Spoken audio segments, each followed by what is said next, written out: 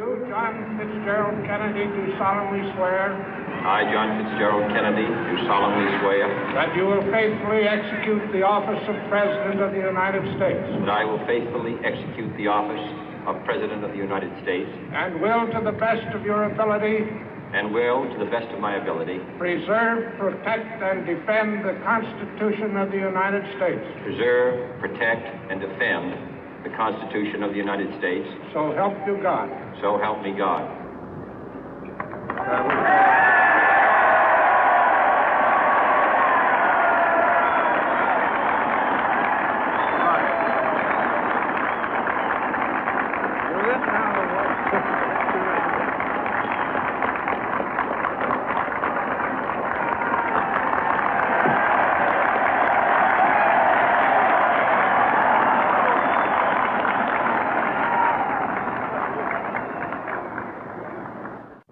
Vice President Johnson, Mr. Speaker, Mr. Chief Justice, President Eisenhower, Vice President Nixon, President Truman, Reverend clergy, fellow citizens. We observe today not a victory of party, but a celebration of freedom, symbolizing an end as well as a beginning, signifying renewal as well as change. For I have sworn before you and Almighty God the same solemn oath our forebears prescribed nearly a century and 3/4 ago. The world is very different now, for man holds in his mortal hands the power to abolish all forms of human poverty and all forms of human life.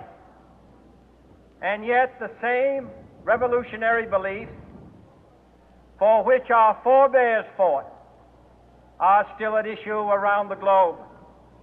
The belief that the rights of man come not from the generosity of the state, but from the hand of God.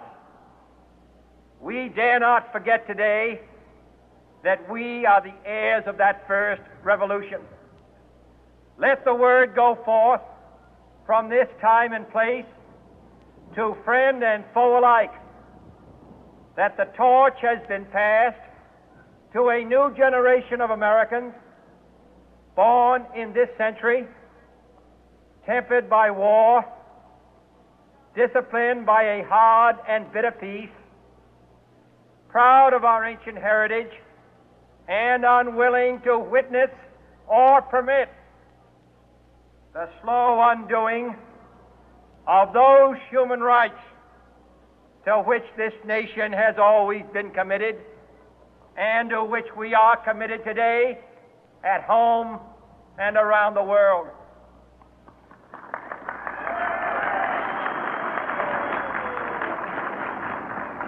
Let every nation know, whether it wishes us well or ill, that we shall pay any price, bear any burden, meet any hardship, support any friend, oppose any foe to assure the survival and the success of liberty.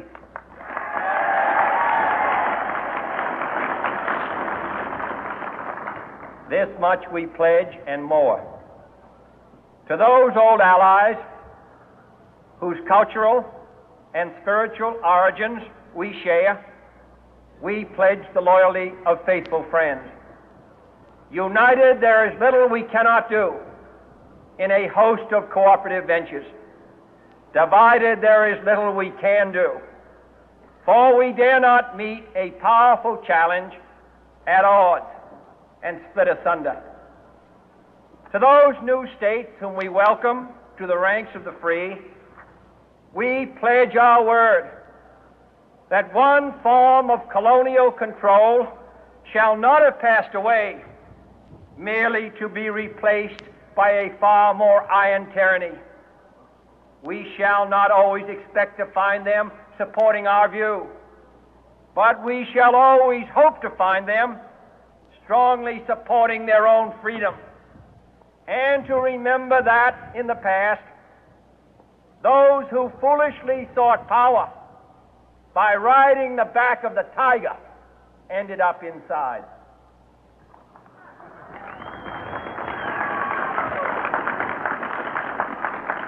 To those people in the huts and villages of half the globe struggling to break the bonds of mass misery, we pledge our best efforts to help them help themselves for whatever period is required, not because the communists may be doing it, not because we seek their votes, but because it is right.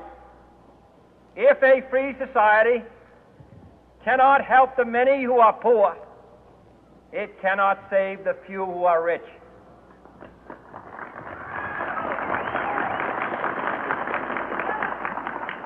To our sister republics south of our border, we offer a special pledge to convert our good words into good deeds, in a new alliance for progress, to assist free men and free governments in casting off the chains of poverty.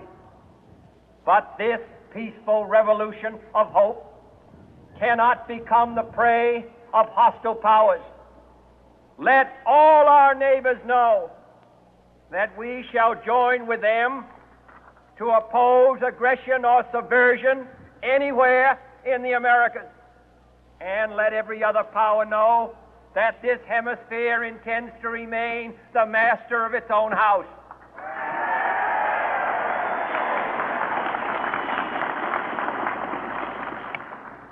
To that world assembly of sovereign states, the United Nations, our last best hope, in an age where the instruments of war have far outpaced the instruments of peace, we renew our pledge of support to prevent it from becoming merely a forum for invective, to strengthen its shield of the new and the weak, and to enlarge the area in which its writ may run. Finally, to those nations who would make themselves our adversary, we offer not a pledge, but a request that both sides begin anew the quest for peace. Before the dark powers of destruction, unleashed by science, engulf all humanity in planned or accidental self-destruction, we dare not tempt them with weakness, for only when our arms are sufficient beyond doubt can we be certain beyond doubt that they will never be employed. But neither can two great and powerful groups of nations take comfort from our present course, both sides overburdened by the cost of modern weapons, both rightly alarmed by the steady spread of the deadly atom, yet both racing to alter that uncertain balance of terror that stays the hand of mankind's final war. So let us begin anew, remembering on both sides that civility is not a sign of weakness, and sincerity is always subject to proof. Let us never negotiate out of fear, but let us never fear to negotiate.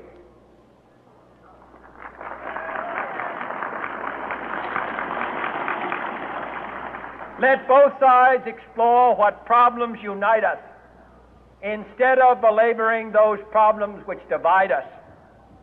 Let both sides, for the first time, formulate serious and precise proposals for the inspection and control of arms, and bring the absolute power to destroy other nations under the absolute control of all nations.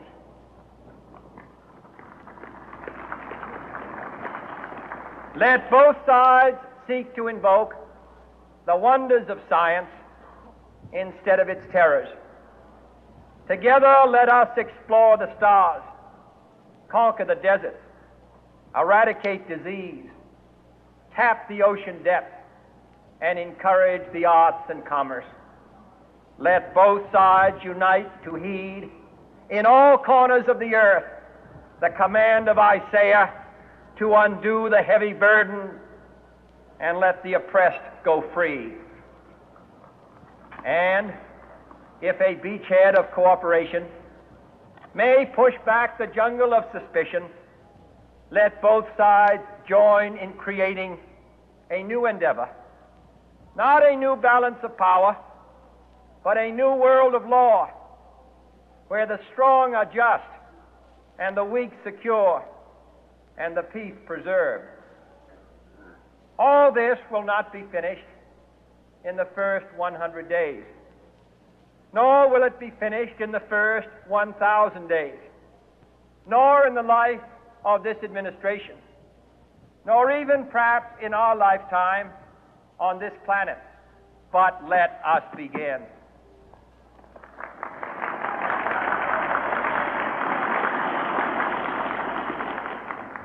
In your hands, my fellow citizens, more than mine, will rest the final success or failure of our course. Since this country was founded, each generation of Americans has been summoned to give testimony to its national loyalty.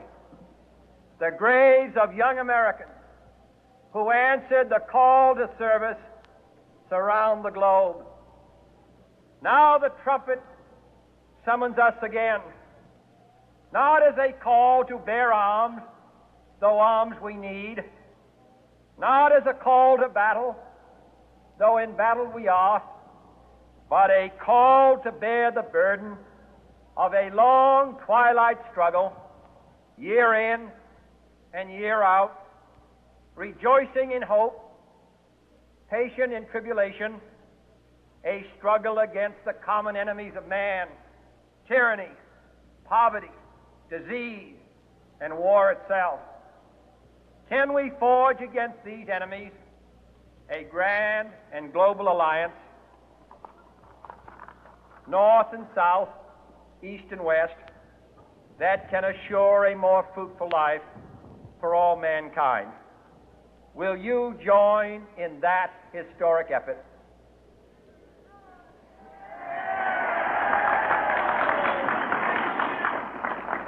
In the long history of the world, only a few generations have been granted the role of defending freedom in its hour of maximum danger.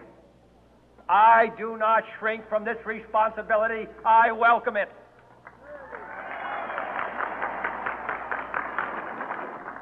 I do not believe that any of us would exchange places with any other people or any other generation.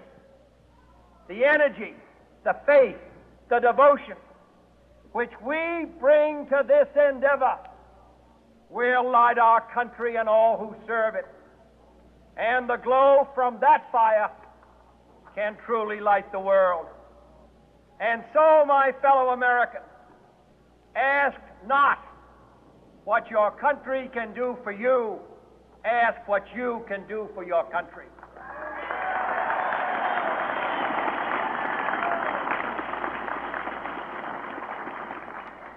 My fellow citizens of the world, ask not what America will do for you, but what together we can do for the freedom of man.